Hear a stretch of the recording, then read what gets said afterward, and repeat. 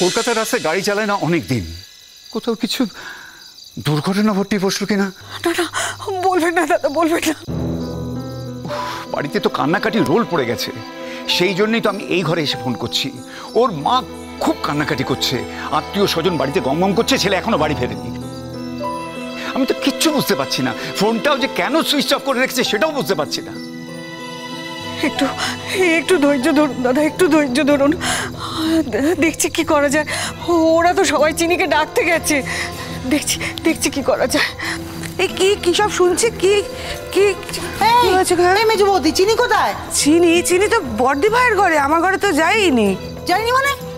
ও যে বললো মার জন্য মন কেমন করছে, মার কাছে শুতে যাচ্ছি।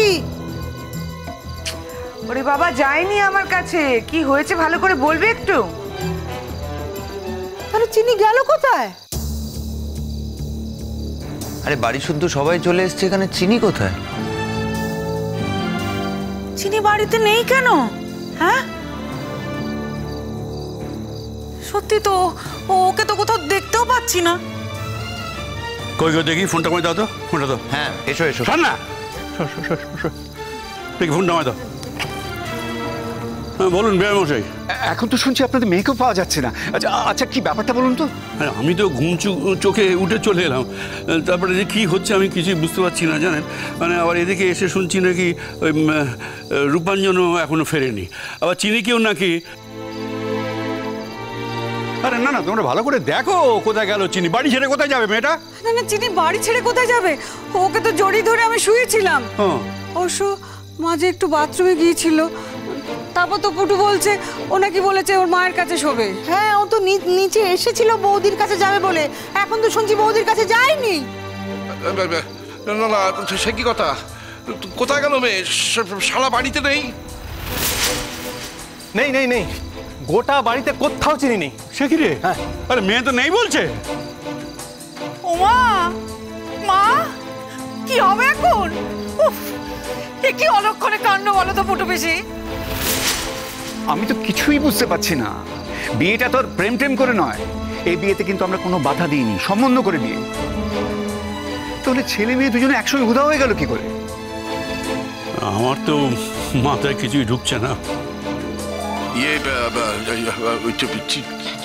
চিনিকে একবার ফোন করলে হয় না?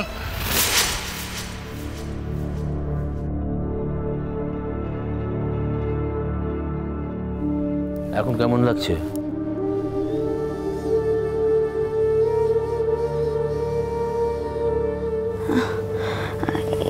এটা কি হসপিটাল?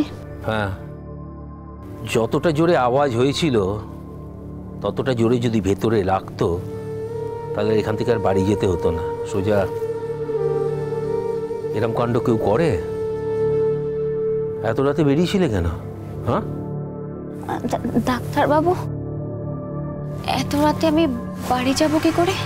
তুমি চিন্তা করো না, আমি তোমাকে বাড়িতে ড্রপ করে দেবো, আমি নিজে যাব, কেমন? হ্যাঁ, আমার যেটুকু সম্মান বাকি আছে তুমি সবটুকু শেষ করে দাও। তোমাকেও বলি আরে, এত রাত্রে একটা মেয়েকে নিয়ে ঘোরাঘুরি।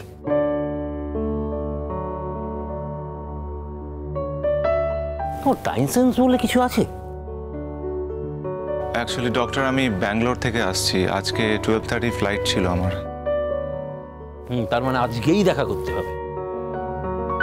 কাল পরশু তরশু সে সময় দেখা করলে চলতো না? আরে কেঁদো না, কাঁদছো কেন? এত রাতে বেরিয়েছো, তোমাকে দেখলে কিন্তু এত সাহসী মনে হয় না। বাড়ি কোথায়? রামদয়াল স্ট্রিট। রামদয়াল স্ট্রিট? তার মানে তো কাছেই, এখানেই কোথাও একটা। হ্যাঁ ডাক্তারবাবু। ঠিক আছে, আমি তোমাকে বাড়ি পৌঁছে দিয়ে আসবো। আর তুমি যদি এত রাত্রে ওকে বাড়ি পৌঁছতে যাও তাহলে মেয়েটার ভাগ্যে আরো অনেক দুর্ভোগ আছে। স্যার, আপনি হয়তো আমাকে মিসআন্ডারস্ট্যান্ড করছেন। তো মিসআন্ডারস্ট্যান্ড করবো না তো কি করবো বলো? মিসআন্ডারস্ট্যান্ড করার মতো তো কাজই তুমি করেছো। এখন রাত কটা বাজে? যেহেতু তুমি আজই ব্যাঙ্গালোর থেকে ফিরেছো, তাই জন্য আজ রাত্রেই মেয়েটাকে ডেকে পাঠিয়েছো। আর যদি সিরিয়াসলি ওর যদি কিছু একটা হয়ে যেত তাহলে কি করতে? কোথায় গিয়ে তুমি দাঁড়াতে সে খেয়াল আছে? বাড়িতে বোধহয় এতক্ষণে খোঁজাখুঁজি শুরু হয়ে গেছে। উফ, আমি সত্যি আর নিতে পারছি না। এই আমার ব্যাগ, ফোন এগুলো কোথায়? গাড়িতে রাখা আছে, সব গাড়িতে আছে। ওদিকে বাড়ির লোক তো ফোন করে করে পাগল হয়ে যাচ্ছে। উফ, আমি তো এখন ফোন ধরতেও পারবো না। ফোন করছে তো, রিং হচ্ছে, কিন্তু ফোন ধরছে না। ঠাকুর, ছেলে মেয়ে দুটোকে বিপদে ফেলো না ঠাকুর, ছেলে মেয়ে দুটোকে বিপদ। গো, ছেলে মেয়ে দুটোকে একসঙ্গে গেছে। হ্যাঁ হ্যাঁ, এই আজ সারাদিন একটা ফোন আসছিল, বারবার গিয়ে এই আড়ালে দাঁড়িয়ে কথা বলছিল। ওটা কি রূপাঞ্জনেরই ফোন ছিল রে? হ্যাঁ সাজি, এই তুই কিছু জানিস? আমি কিছু জানি না পুটু পিসি, সত্যি বলছি, বিশ্বাস করো আমি সত্যি কিছু জানি না। আমি জানলে আমি বলে দিতাম না, বলো। তাহলে এখন কি করণীয়? এই থামো, বিশ্বাস করুন ভাই, বিশ্বাস করুন, আমি সত্যি কিছুই বুঝতে পারছি না। কিন্তু আমি আপনাকে বলছি, আমাদের মেয়ে কিন্তু এরকম নয়, অত্যন্ত ভালো মেয়ে। কিন্তু ও হঠাৎ যে কোথা থেকে এত সাহস পেল, আমি সেটাই কিছুই বুঝতে পারছি না। মেয়েটা আমাদের না জানিয়ে কোথায় বা যাবে বলুন? আমি তো বুঝতে পারছি না কিছু। আর বিয়ের আগের রাত্রে দুজনে আমাদের না জানিয়ে কোথায় চলে যাবে, আমি কোথায়, সত্যি বিশ্বাস করুন আমি কিচ্ছু বুঝতে পারছি না কি হচ্ছে বেআই মশাই। মনে হয় দুজনে একসঙ্গে যখন আছে তখন কোনো বিপদ আপদ হওয়ার সম্ভাবনা নেই। যাই হোক দাদা, ওই মানে ছেলে যদি আপনার ওখানে ফিরে যায় তাহলে আমাদের একটু জানাবেন। আর আমাদের মেয়ে যদি বাড়িতে ফিরে আসে তাহলে আমি আপনাকে নিশ্চয়ই জানাবো। বড্ড দুশ্চিন্তায় আছি দাদা, বড্ড দুশ্চিন্তায় আছি। আপনাদের মেয়েটিকে দেখে কিন্তু আমার সেরকম মনে হয়নি। মেয়েটি বড় শান্ত ভদ্র মেয়ে মনে হয়েছিল। শুনুন, আমার ছেলে যদি ডেকেও থাকে, তার কি এইভাবে কাউকে কিছু না বলে চলে যাওয়া উচিত মাঝরাতে, তাও বিয়ের আগের দিন? বেআই মশাই, আমি যথোপযুক্ত ব্যবস্থা নেব, আপনি একদম ভাববেন না। শুধু বাড়ির মেয়েটা বাড়িতে ফিরে আসুক। দাদা দাদা, সত্যি আমি খুব লজ্জিত, আপনি আমাকে মার্জনা করুন। আপনি কি করবেন? একই অপরাধ আমার ছেলেও তো করেছে, ও ডেকেছে বলেই তাই তো গেছে না। আপনি কিচ্ছু চিন্তা করবেন না, আমার ছেলেকে আমি যথেষ্ট শাসন করব। এইভাবে একটা মেয়েকে এত রাতে বাড়ি থেকে ডেকে নিয়ে গেছে বলে শুধু ওদের খবরটা পায়। আচ্ছা, আমি ফোনটা এখন রাখছি। আমি অবাক হয়ে যাচ্ছি, এত সাহস চিনির। না না, মানে আমি বলছি কি, যদি ওর সঙ্গে দেখা করতে গিয়েই থাকে চিনি, তাহলে তো রাতই বা হবে কেন? এই তুমি চুপ করো তো। দেখা করতে যাবে মানে এত রাতে কোথায় দেখা করতে যাবে? আরে ছেলে পুলেদের কাণ্ড ছাড়ো না। তুমি প্রশ্রয় দিয়ে কথা বলো না।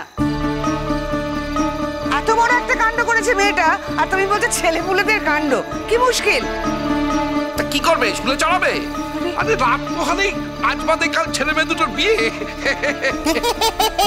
আরে ওরা দুজনে একসঙ্গে গেছে, সেটা তো নিশ্চিন্ত হওয়া দরকার। না, জানার কোনো দরকার নেই তো, দুজনকেই পাওয়া যাচ্ছে না মানে একসঙ্গেই আছে। হ্যাঁ, প্ল্যানটা যে কি সেটা তো আমি কিছুই বুঝতে পারছি না। আসুক আজ, ও বাড়িতে আসুক, ওকে আমি এমন মজা দেখাবো না, আমি তো ভাবতেই পাচ্ছি না। যা এই বাড়ির কেউ কখনো করেনি, তা এই বাড়ির সব থেকে শান্ত মেয়েটা করলো। পুটুপিসি, আমার মনে হয় রূপাঞ্জন ওকে ডেকেছে, তো বুঝলে? কি হয়েছে? তো কি হয়েছে? রূপাঞ্জন ডাকলেই ওকে যেতে হবে? হ্যাঁ, ও তো এখন ওর বর হয়নি, বিয়ে তো হবে কাল। আমি তখনই ভাবছি সারা দিন একটা ফোন আসছে, ও আমাকে মিথ্যে কথা বলেছে।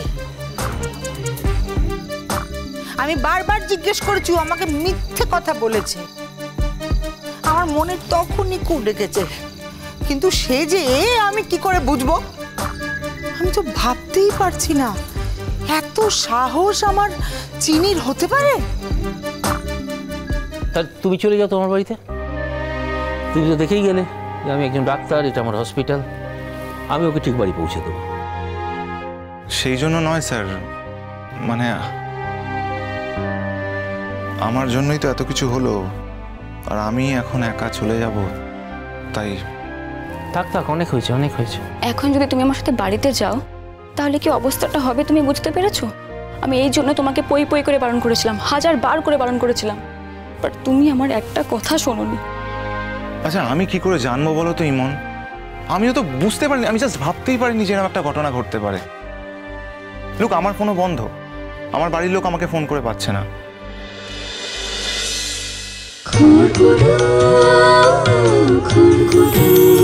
চলো চলো চলো চলো চলো পাল্টাই।